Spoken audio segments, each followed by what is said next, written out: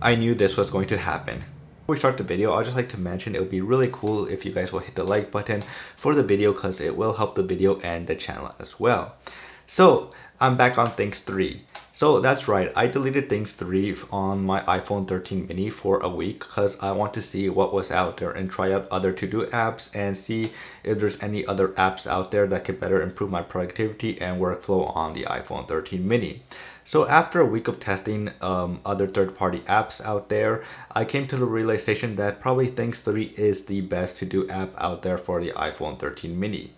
So let me tell you how I use Things 3. So first off, of course, one of the main reasons that I keep coming back to Things 3 is the design and the app layout of the app. So the developers, they just know how to create an awesome app as well, and an app that will improve your productivity and workflow as well.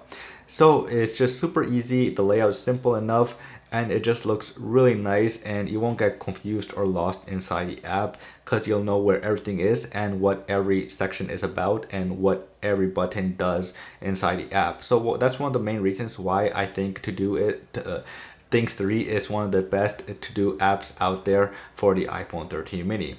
So how do I use the app? So it's very simple, and I don't overcomplicate my usage on Things 3 because I like to keep things simple, because if I overuse it or over confuse it, I will probably not use the app anymore, and so that's why I just like to keep everything simple. So first off, of course, when we open the app, the first thing you'll see is my areas that you see in the bottom below. So I create a ton of areas to quickly organize everything by area. So I have a YouTube video idea area, I have a TikTok video idea area, I have my books area.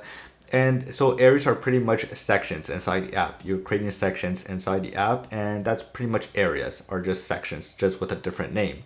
So inside an area, you could create a to-do list. And from there, that's where I use the to-do list feature in Things 3.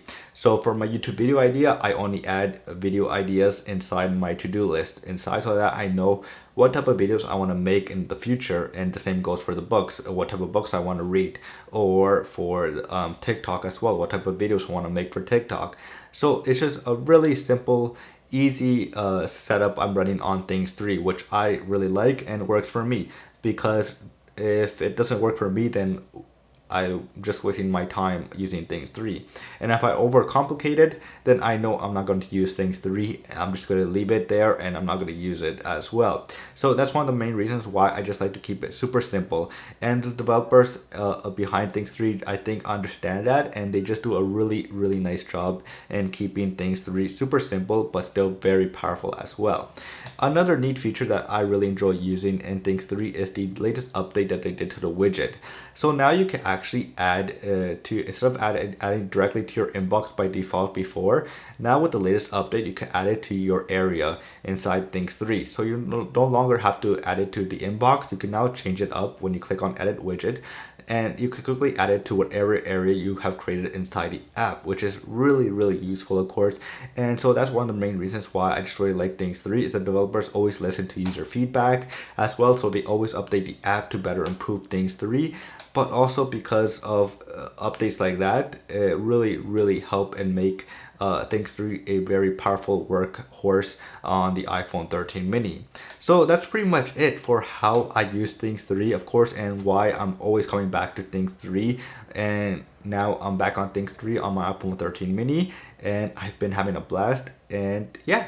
So if you guys have any comments below, please do comment below and tell me what you guys think about this. What's your favorite to-do app out there? Maybe I haven't tried it out and I'd like to try it out. And other than that, I'll see you guys later.